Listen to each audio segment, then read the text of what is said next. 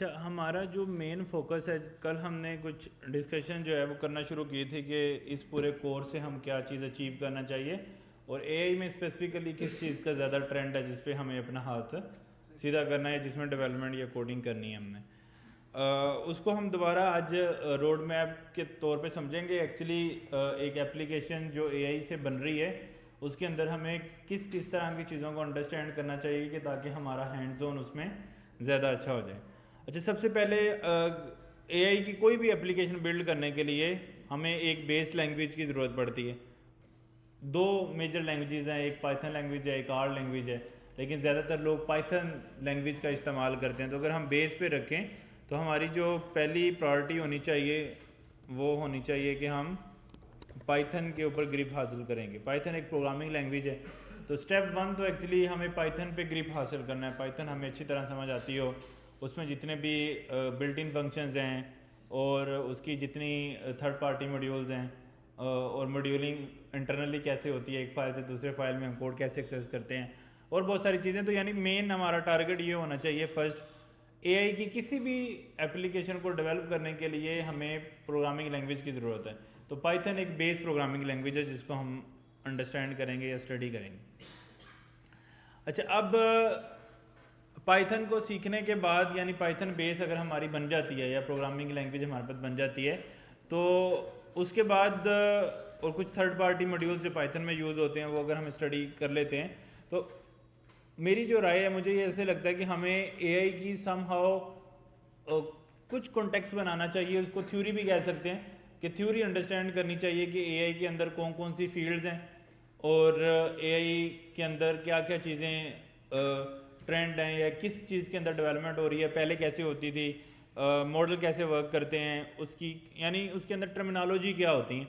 तो वो हमें उसमें हम इक्विप्ड होने चाहिए, उसका हमें पता होना चाहिए। तो एआई जो है ना वो थ्योरी पे हमें फोकस करना चाहिए, उसकी जितनी भी टर्मिनोलॉजीज़ हैं उसके अंदर हमारा जो है हाथ वो सीधा होना चाहिए।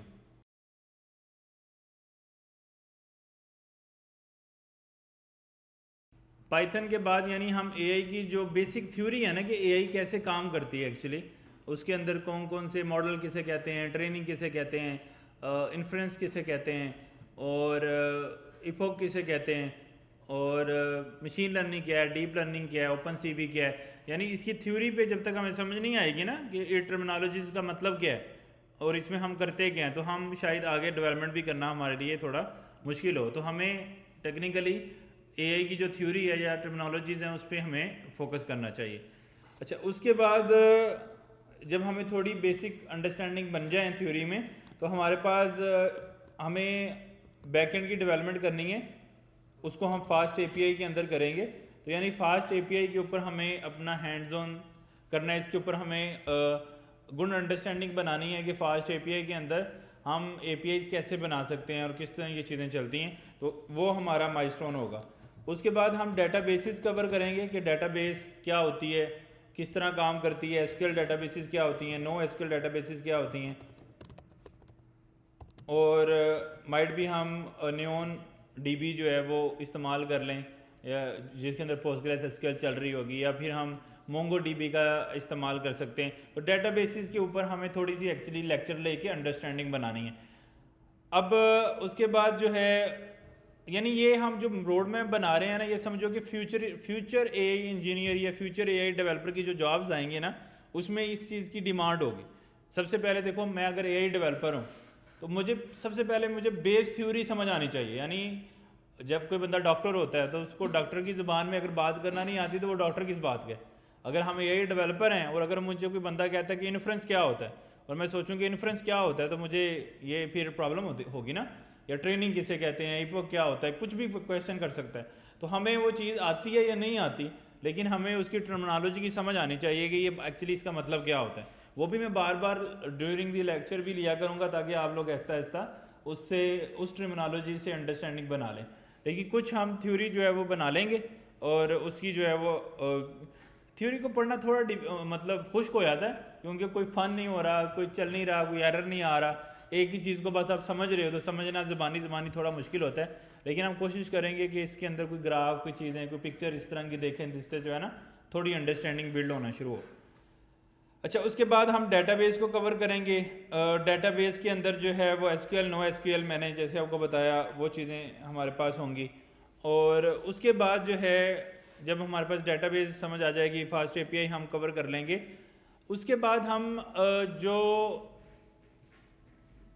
पाइथन के अंदर एआई को यूज़ करने के लिए कुछ लाइब्रेरीज एग्जिस्ट करती हैं, यानी जिसमें ओपन सी भी है, जिसमें जो है मैटप्लॉटलिब है, जिसके अंदर आप ग्राफ इमेज में कैसे बना सकते हैं। थर्ड पार्टी कुछ बनी बनाई लाइब्रेरीज हैं, उनको हमें यूज़ करना चाहिए जस्ट हाउ नाउ लेने के लिए, जिसमें नमपाई है, पांडाज हैं, कि किस तरह हम अपना डेवलपमेंट या काम या डाटा जो है उसको मैनिपुलेट कर सकते हैं, किस तरह उससे थोड़ी हेल्प या आसानी ले सकते हैं। बने बनाए फंक्शन है, कुछ लेक्चर्स के अंदर हम यूज टू हो सकते हैं उनके साथ। तो जो थर्ड पार्टी लाइब्रेरीज हैं एक्चुअली उनके अंदर हमें थोड़ी सी अंडरस्टैंडिंग बनानी है कि उसमें कैसे काम होता है, यानी डाटा की मैनिपुलेशन कैसे होती है। थर्ड पार्टी जो है वो लाइब्रेरीज या फ्रेमवर्क उनको हमें समझना है, जैसे नमपाई है, पांडास है और मैटप्लॉटलिब है, इस तरह कुछ ओपन सीवी है। उसके बेसिक हम कर लेंगे, क्योंकि अगर मैं हम इसी लाइब्रेरी के फंक्शंस को याद करने बैठ गए तो फिर तो हम इन्हीं के सारी एक लाइब्रेरी में बहुत हज़ारों के हिसाब से फंक्शन होंगे। लेकिन जो ज़्यादा इंपॉर्टेंट हैं, जो यूज़ होते हैं, वो बेसिक हम देख लें तो अब हमें एटलीस्ट समझ आ जाएगी कि ये लाइब्रेरी क्यों यूज़ होती है, ये लाइब्रेरी क्यों यूज़ होती है एआई के अंदर। तो इससे हम क्या करेंगे, अगर हम नंबर 5 कर लें तो हम डाटा को मैनिपुलेट करने में, फाइल्स क्रिएट करने में, फाइल एक CSV फाइल है उसको डॉक में कैसे कन्वर्ट करना है, कोई CSV फाइल है उसको रीड कैसे करना है, उसमें डाटा की एंट्री कैसे करनी है। क्योंकि जब आपको डाटा मिलेगा तो डाटा तो किसी भी फाइल में हो सकता है, तो हमें अंडरस्टैंडिंग होनी चाहिए कि कैसे फाइल के साथ कैसे खेलते हैं कंप्यूटर में। अगर हमारे पास कोई डाटा है तो डाटा कैसे, यानी कोई एक्सेल फाइल कैसे क्रिएट करनी है, एक्सेल फाइल से डाटा रीड कैसे करना है, कोई ग्राफ कैसे बनाना है डाटा से, कोई इमेज कैसे क्रिएट करनी है, तो कुछ भी इस तरह का। या कोई इमेजेस हैं, एक फोल्डर है उसमें से जिप फाइलें हैं, उसमें से जितनी फाइलें हैं उनको लोड कैसे करना है पाइथन में, या उनको जिप कैसे बनाना है, या कोई जिप है फाइल फोल्डर उसको अनजिप कैसे करना है। तो इस तरह की कुछ पाइथन के अंदर चीज़ें हम कोशिश करेंगे थर्ड पार्टी लाइब्रेरी से अंडरस्टैंडिंग बना लें। कुछ ओपन सीवी में बेसिक मॉडल्स भी हैं, उनको भी हम एक्सप्लोर कर सकते हैं कि बनी बनाई चीज़ें हैं उनको हम कैसे यूज हो सकते हैं उनके साथ। तो ये मेरा प्रोग्राम है कि अगर हम इस तरह से फोकस कर लें तो उससे काफ़ी चीज़ें जो है हमारी क्लियर हो सकती हैं। अच्छा, उसके बाद हमारा जो टारगेट है नंबर 6 के ऊपर, वो टेक्निकली जो है वो जो मुझे लगता है कि पहले हमें बेस बनानी चाहिए कि मॉडल एक्चुअली वर्क कैसे करते हैं ना, मॉडल की डेवलपमेंट कैसी होती है। तो हम उस तरफ भी जा सकते हैं कि पहले अंडरस्टैंड करेंगे मॉडल कैसे काम करता है या कैसे उस पर हमने अंडरस्टैंडिंग बनानी है। तो बेसिक कोई भी मॉडल लेके मॉडल डेवलपमेंट का वर्क फ्लो क्या है या लाइफ साइकिल कह लें, वो हमने अंडरस्टैंड करना है। वो मोस्ट प्रोबेबली हम क्लास में कर सकते हैं, क्लास में बना बनाया आर्किटेक्चर होता है, तो बेस हम उसमें कवर कर सकते हैं कि कैसे ये चीज़ें मॉडल की डेवलपमेंट एक्चुअली कैसे हो रही है। तो इसमें मशीन लर्निंग, डीप लर्निंग के कुछ मॉडल्स जो हैं हम ट्राई कर सकते हैं कि कैसी चीज़ें चल रही हैं। अच्छा, मेन फिर उसके बाद चूँकि हमने देखा था कि जो नेक्स्ट आने वाली वेव है ना वो एजेंटिक एआई है, यानी एजेंट्स क्या होते हैं, उसमें कैसे काम होता है, किस तरह से डेवलपमेंट होती है, उसके फ्रेमवर्क्स पे हमारा फोकस और ग्रिप होनी चाहिए कि उस पर हमें स्टडी करनी है। तो उसके लिए फिर हम क्या करेंगे, हम LLM को एक्सप्लोर करेंगे। सही है कि LLM लार्ज लैंग्वेज मॉडल्स क्या होते हैं, उसमें से हम जेमिनाई और ओपन AI के जो मॉडल्स हैं वो एक्सप्लोर करेंगे। माइट भी अगर टाइम मिला तो हम लामा भी एक्सप्लोर कर सकते हैं लोकल में, but depends on our laptops और सिस्टम्स के वो हम कर सकते हैं या नहीं। तो जी वो भी प्रीटी मच सेम ही है ना, कोई भी LLM कर लें हमारे लिए तो एक जैसा ही होगा, कोई कन्फ्यूजन नहीं होगा। फिर हमें अंडरस्टैंडिंग बनानी है एक्चुअली कि डायरेक्टली जो हम LLM यूज़ कर रहे थे वर्सेस इसका LLM का एक फ्रेमवर्क है, LLM फ्रेमवर्क बोलते हैं इसको ताकि आपको और अंडरस्टैंडिंग हो जाए, उसको हम बोलते हैं लैंगचेन। एक्चुअली ये लैंगचेन क्या चीज़ है और इसमें क्या काम होता है, इसको हमें अंडरस्टैंड करना चाहिए। उसके बाद एजेंटिक फ्रेमवर्क है, एक LLM फ्रेमवर्क है, एक एजेंटिक फ्रेमवर्क है फ्रेमवर्क, और उसको हम बोलते हैं लैंग्राज। उसके ऊपर हमें अंडरस्टैंडिंग बनानी है कि कैसे चीज़ें जो हैं वो वर्क करती हैं। और लास्ट के ऊपर आना चाहिए हमारे पास क्लाउड कंप्यूटिंग, कि क्लाउड क्या होते हैं, उसकी कैसी चीज़ें वर्क करती हैं वहाँ पे, और उसमें डॉकर आ जाएगा, क्लाउड कंप्यूटिंग या इसको डेवऑप्स भी बोलते हैं, उसके अंदर आ जाएगा हमारे पास डॉकर। उसके बाद जो है डॉकर की मदद से हमने किस तरह चीज़ें डिप्लाई करनी है, अगर टाइम मिला तो कुबरनेटिस का कंसेप्ट भी देख सकते हैं। तो ये होपफुली हमारा जो है ना वो फुल फ्लेंड होगा। अगर आप चाहें, माइट भी, अभी मुझे पता नहीं कि इसमें कितना हमारे पास टाइम पेंडिंग है, और चीज़ें जो मुझे लगती हैं होनी चाहिए वो मैं लिख रहा हूँ, उस हिसाब से फिर आप लोग खुद भी कुछ स्टडी कर सकते हैं अगर कुछ चीज़ें कोर्स में ख़त्म हो जाती हैं। शुरू में अगर आप लोग एंड पे Next.js भी फ्रंट एंड कर लें तो एक फुल फ्लैज हम सॉफ्टवेयर बनाने के कैपेबल हो जाएंगे जो नेक्स्ट लेवल का सॉफ्टवेयर होगा। तो फ्रंट एंड Next.js के अंदर जिसमें हम चैटबॉट की जो है UI बिल्ड कर रहे होंगे, या एजेंट का जो है वो एजेंट फ्रंट एंड जो है वो डिस्कस कर रहे होंगे। ये कुछ फ्लो है जो हमें, मुझे लगता है कि थोड़ा जिस पे फोकस करना चाहिए, स्टडी करना चाहिए, ताकि चीज़ें जो हैं वो उस तरह से हमें समझ आ जाए। तो इसमें अगर आप लोगों को कोई कन्फ्यूजन है या कोई इसमें आपको लग रहा है कि कोई फ़्लो हम आगे पीछे कर सकते हैं तो उस पर हम डिस्कस कर सकते हैं।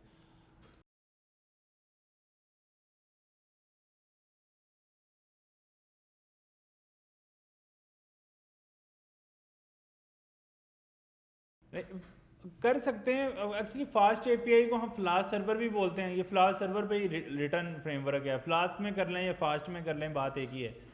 थोड़ा सा डिफरेंट पाइथन में एक और फ्रेमवर्क भी है जिसको हम जेंगो बोलते हैं, लेकिन जेंगो जो है ना वो प्योरली वेब डेवलपमेंट की तरफ चला जाता है। तो हमने चूँकि ज़्यादा फोकस करना है ए वाली साइड पे, तो हमें फुल फ्लैज जेंगो को सीखने की ज़रूरत नहीं है। कर सकते हो, अगर आप टाइम है तो आप उसको भी एक्सप्लोर कर सकते हैं। लेकिन फ्लास्क या फास्ट सर्वर ये एक ही बात है, यानी मतलब फ्लास्क में कर लें या फास्ट में। तो जो फ्लास्क में जो हम काम करते हैं उसको थोड़ा और आसान करके फास्ट एपीआई ने प्रोवाइड कर दी है। तो कॉन्टेक्स्ट तकरीबन सेम है, यानी लॉजिक सेम है, फंक्शन सेम है, ऑलमोस्ट सेम चीज़ें हैं। समझो इसके नीचे फ्लास्क चल रहा है, उसके ऊपर फास्ट एपीआई है, तो हम फास्ट एपीआई में डेवलपमेंट करेंगे तो थोड़ा आसान हो जाएगा डेवलपमेंट।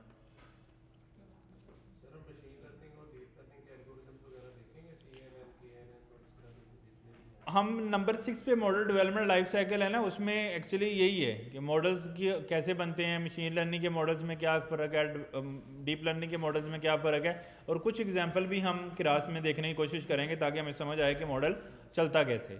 लेकिन हम बहुत सारे लोग, अगर हम मॉडल डेवलपमेंट या मॉडल की ट्रेनिंग में फंस गए ना तो हम आगे नहीं बढ़ पाएंगे। उसकी रीज़न क्या है कि मॉडल को ट्रेन करने के लिए हमें रिसोर्सेज की ज़रूरत है। आपके पास ऐसे अच्छे सिस्टम या लैपटॉप नहीं होंगे, मेरे पास भी नहीं है, जिसके अंदर हम मॉडल को ट्रेन कर सकते हैं। तो हम सिर्फ अंडरस्टैंड बना सकते हैं कि कैसे चीज़ें चलती हैं एआई के अंदर, यानी एक मॉडल कैसे ट्रेन होता है, उसको ट्रेनिंग पे भी लगा के देखेंगे, लेकिन उसका कोई फ्रूटफुल रिजल्ट नहीं होगा क्योंकि हमारे लैपटॉप पे वो मॉडल ट्रेन नहीं हो सकता है। तो यानी लेट्स सपोज हम कोई LLM टाइप मॉडल ट्रेन करना चाहें अपना, तो हम इतने बेसिक लैपटॉप पे नहीं ट्रेन कर सकते। इसलिए हम ज़्यादा कोशिश करेंगे कि हम मतलब पहले अंडरस्टैंडिंग बना लेंगे कैसे मॉडल चलते हैं, उसके बाद फिर हम जो है वो बने बनाए जो LLMs हैं, जो ऑलरेडी बने हुए मॉडल्स हैं, उनको यूज़ करेंगे। फिर ये नंबर 7 आगे ऑनवर्ड हम फिर इंशाल्लाह वर्क करेंगे इस पर। यार बहुत ज़्यादा रिसोर्सेज चाहिए, मतलब एक एवरेज लैपटॉप, एक एवरेज सिस्टम जो LLM टाइप बड़ा अलामा को रीट्रेन करना है अगर, तो हमें एटलीस्ट जो GPU की प्राइस है ना वो 18 से 20 लाख से शुरू होती है। तो यानी 50 को लाख का PC बनता है अगर हमने एक मॉडल को ट्रेन करना है, यानी अलामा को रीट्रेन करना है अगर हमने, तो वो हमें इतनी को इन्वेस्टमेंट चाहिए। तो वो फिर मतलब फिर प्रॉब्लम होती है ना उसको इतनी बड़ी, और उसके बाद भी हम रिज़ल्ट अचीव कर पाते हैं या नहीं, और कितना टाइम लगता है ट्रेनिंग में ये भी नहीं पता।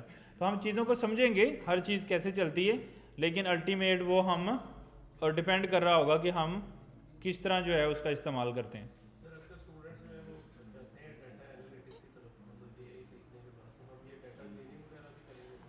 ये जो लाइब्रेरीज़ हैं थर्ड पार्टी लाइब्रेरीज, इससे वो सारा काम अचीव होता है इसी में, यानी NumPy में, पांडास में, इन्हीं में वो डाटा को के ग्राफ्स बनते हैं, उसके एनालिटिक्स देखते हैं, डाटा को क्लीन करते हैं, वो सारी चीज़ें ये नंबर 5 में ही हैं। यानी देखो हमारा काम है एंड टू एंड हर चीज़ करना। जैसे हमारा वेब मोबाइल के अंदर फोकस होता है, हमने हर चीज़ कवर करानी है। अब किसी का किसी एक प्रोग्राम में इंटरेस्ट बन जाता है, किसी का दूसरे में बन जाता है।